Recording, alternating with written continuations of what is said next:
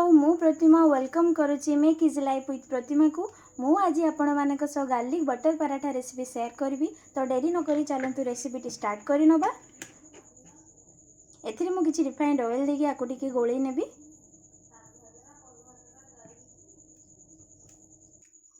एबे मु गोटे भलो स्मूथ डो बनै नेबी। किछि पानी ऐड करिवे।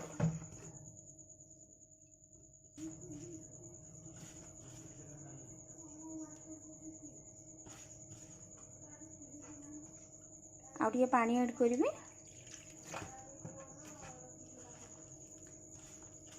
बेसी टाण दळिबेनी। मैदा को तो मु चकटी नहीं पूरा स्मूथ किया को चकटी नहीं आकु एबे मु साइड रे रखी नेबी। एथिरे मु किछि रसुण छड़े की नहीं जाईची। पैन गरम हो जाईची। एथिरे मु टिके बटर ने ऐड करिवि। छड़े रखितबा रसुण एथिरे मु ऐड करिवि। ताको भलो भाबरे टिके भाजी नेबी मु ब्राउन कलर हे गला पर्यंत।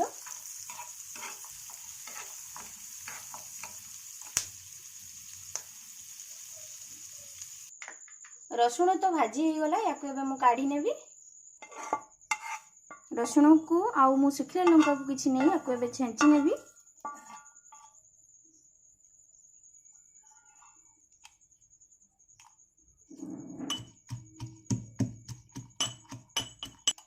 देखो तो एथिरे मु किछि बटर गरम करी नैची। ता सब मु जो रसुण पेस्ट करी रखिछि ताकू मु ऐड करिवि।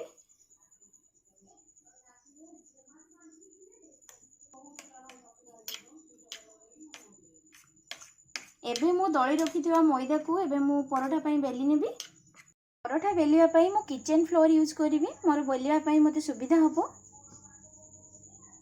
किछि मैदा गुंड दे ताकू एबे बेली नेबी।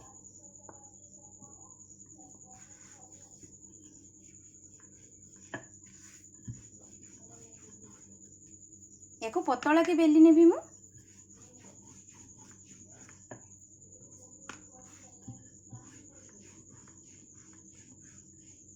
मैदा को तो मु बेली नैची।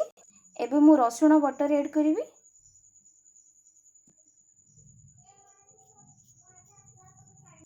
एबे मु लाछा परोठा पई याको फोल्ड करि नेबी। टिके हाथ रे एबे याको फास्ट थरोडा जोटा मु करिवि ताको टिके दाबी देबी। एबे धीरे धीरे मु पूरा फोल्ड करिवि।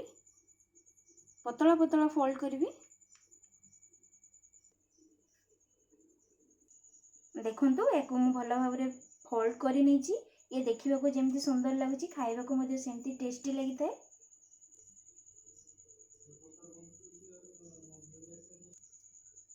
देखंतु एको मु आउ थरे बेली नेबी। टिके गुंडो ऐड करली।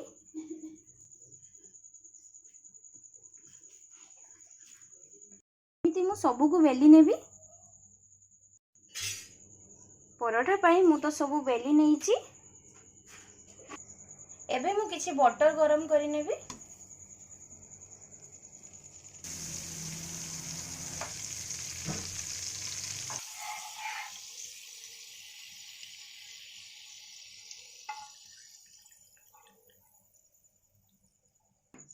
एबे मु एइथिरे परोठा को मु सेकी नेबी।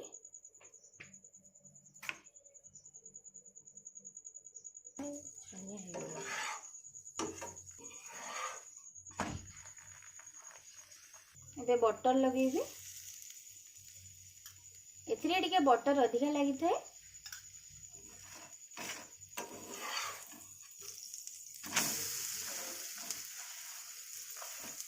एमिति मु सबु परोठा को करि नेबी। आपण माने देखि पारुथिबे गार्लिक बटर पराठा तो रेडी हो जाइछि। देखंतु केते भलो भाबरे हो जाइछि। देखंतु केते भलो भाबरे हेइछि। तो देरी न करी आपण माने भी घरे करंतु। आपनको फैमिली सह हैप्पीनेस शेयर करंतु। आ मोर एमिति वीडियो जदि आपण देखिया पई चाहूछु जी ताले मो चैनल को सब्सक्राइब करंतु। ये पूरा फ्री अछि। एवं मु आशा करुच्ची मो ये वीडियोटी आपण मानकु पसंद आसीथिबो। पसंद आसिले लाइक करबा को जमा भूलिबेनी एवं शेयर करबा को मध्य भूलिबेनी।